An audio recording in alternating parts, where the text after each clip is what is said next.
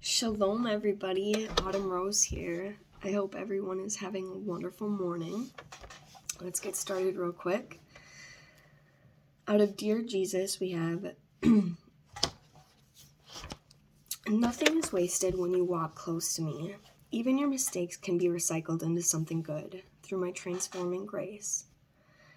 Dear Jesus, I desperately want to believe that my mistakes can somehow be used for good in your kingdom. The truth is, I hate making mistakes. This attitude can easily translate into hating myself for having messed up. When I let my mind run freely at such a time, I find myself fantasizing about what might have been if only I had acted or chosen differently. I definitely need a strong dose of your transforming grace. Beloved, the best strategy for accepting yourself, even when you make mistakes, is living close to me. This nearness helps you see things from my perspective.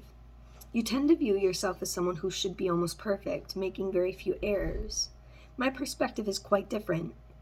I see you as my beloved child, weak in many ways, prone to wandering from me. However, your weakness and waywardness cannot diminish my constant love for you.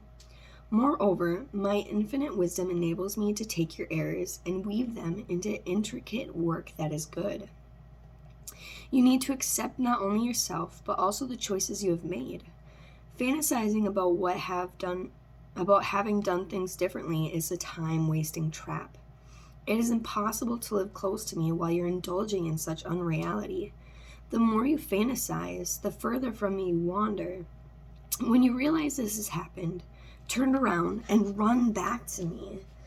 Take time to talk with me and relax in my presence. Your perfectionist tendencies will dissolve as you soak in my transforming grace. Psalm 130:13 and 14. As a father has compassion on his children, so the Lord has compassion on those who fear him. For he knows how we are formed. He remembers that we are dust. Psalm 119:76. May your unfailing love be my comfort, according to your promise to your servant. In Ephesians 1:7 and 8. In him we have redemption through his blood, the forgiveness of sins in accordance with the riches of God's grace that he lavished on us with all wisdom and understanding. And out of Jesus Calling, we have, this is a time of abundance in your life.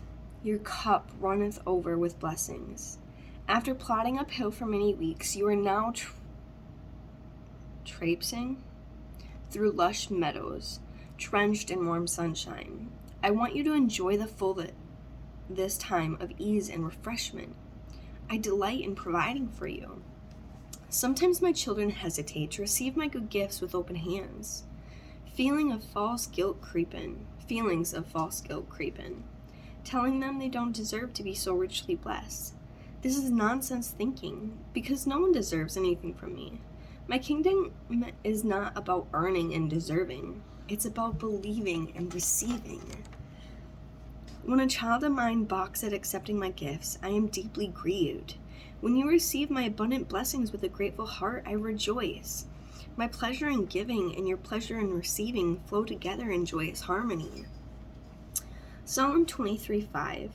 Thou preparest a table before me in the presence of mine enemies.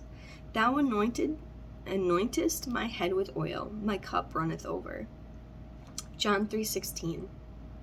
For God so loved the world that he gave his one and only Son, that whoever believes in him shall not perish but have everlasting life.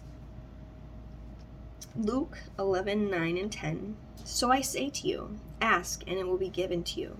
Seek and you will find. Knock and the door will be opened to you.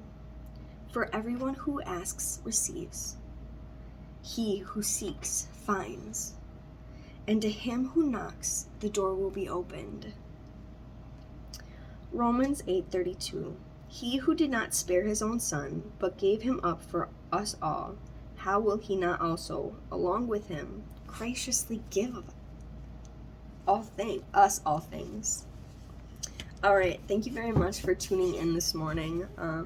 Have a blessed day. Autumn Rose signing off.